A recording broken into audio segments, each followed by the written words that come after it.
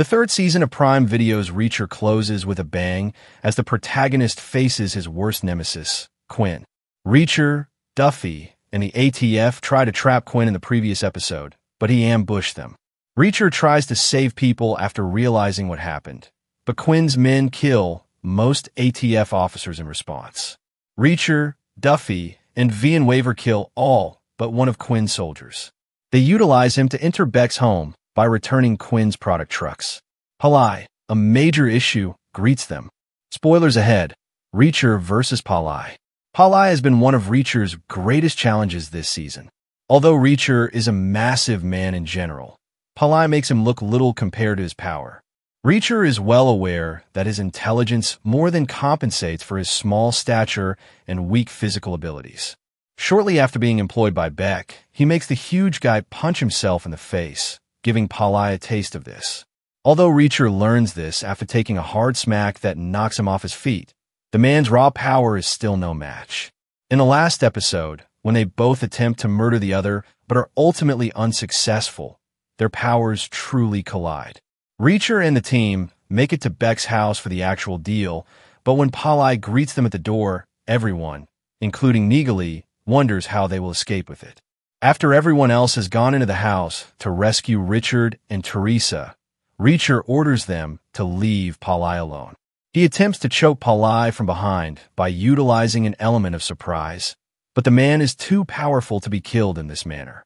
A vicious altercation ensues, and the two end up fighting their way through the entire house.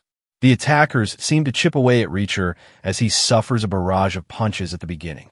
By the time they reach the barn, they've thrown everything they own at each other and are attempting to attack each other with anything handy. The ceiling finally gives way, trapping them beneath it. Palai emerges first, and he seizes the chance to leave Reacher to choke by giving him a chain. However, the man persists and ultimately succeeds in escaping. After that, they end up fighting their way to the edge of the cliff, and from there, they plummet into the dark waters that Harley used as a crematorium, since once something fell into them, there was no turning back. Palai and Reacher both fall into it, and they both struggle to save themselves while simultaneously trying to drown the other. Palai appears to have Reacher in another chokehold, but Reacher counters with a blow to the throat, and for an instant, it appears as though Palai had drowned.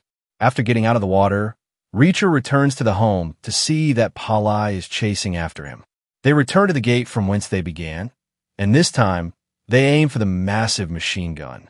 Brains triumph over brawn once again when Reacher utilizes the rifle in such a way that he takes the shot himself when Palai fires it at him, demonstrating that Palai's brutal power doesn't function as planned. Quinn. At the beginning of this season, Reacher encounters an old nemesis whom he believed he had long since vanquished. He put himself in a potentially fatal situation, driven by his need for revenge, and he came to terms with the fact that he might not survive it. It takes a lot of bumps and bruises, but in the end, he gets even with Quinn. After learning that Beck's residence is where Quinn's deal is going to take place, Reacher, Duffy, Negali, and wfu all head over there. Quinn tries to evade the Russians for the money he owes them, despite their best efforts to keep it under wraps. When the Russians arrive, he hardly manages to get out of the house with Reacher by his side. The money bag has already slipped his fingers. Therefore, he can't afford to pay them now. Instead, they decide to take him as an example of what happens when people fail to live up to their promises. But Reacher wants him all to himself and is willing to do it alone if he has to. wfu, Duffy, and Negali all turn up to back him up. When the Russians bring this up, giving the Russians their money in exchange for Quinn is Negali's attempt at a deal. In response to their threats to seize both, she threatens to detonate a grenade by removing its pin. After the Russians take their money and depart, realizing there's no use in risking their lives for Quinn's, Negali discloses that the bomb had been defused and that she had lied about the entire situation. After that, wfu, Duffy, and Negali excuse themselves so that Reacher can exact his vengeance. Still perplexed by Reacher's motives for wanting to murder him, Quinn seeks a middle ground where they can reach an agreement. When Reacher brings up Dominique, Quinn recollects everything from the torture that led to her death to her attempts to flee and Reacher's fatal gunshot to the head. Reacher is overjoyed to learn his identity, yet his expression is one of astonishment and terror. There is no river or little bullet to give him a chance of survival this time. He shoots Quinn in the head. Only then, at last, he meets his demise. Richard. Even before Reacher showed up, Richard Beck's life was a living nightmare.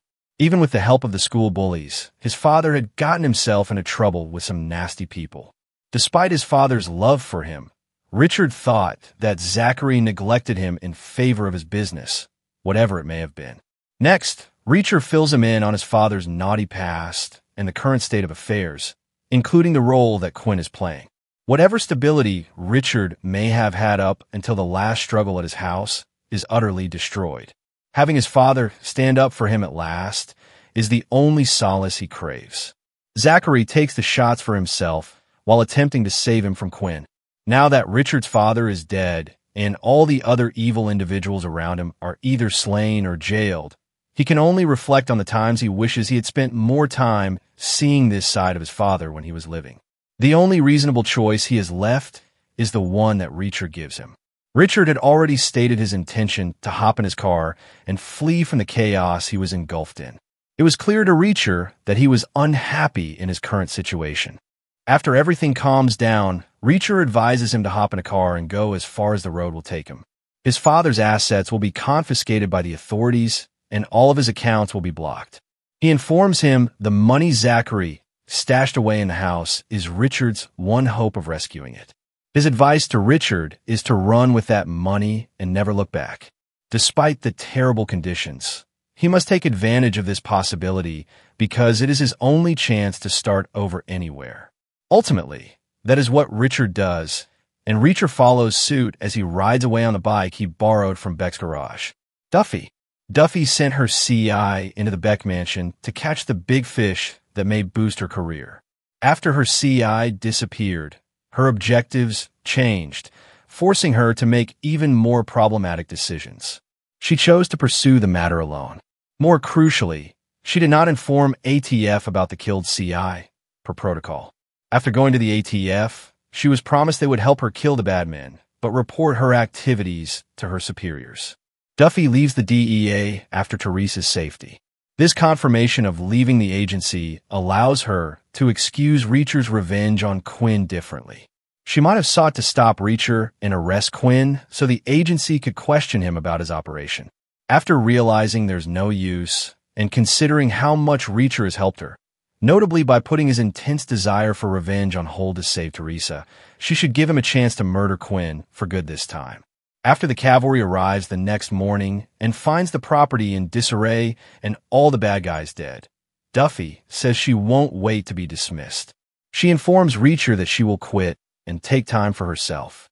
He offers to connect her with a private detective or security firm, but she says she hasn't wanted to be involved in anything for a while.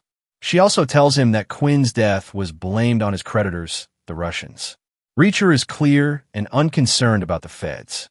After Duffy admits she doesn't like being held up, they kiss goodbye. She dislikes relationship drama and doesn't want Reacher to feel it. He is speechless since she seems to have taken his remarks. They had gladly decided to go their own ways, abandoning their talk and any chance of getting together.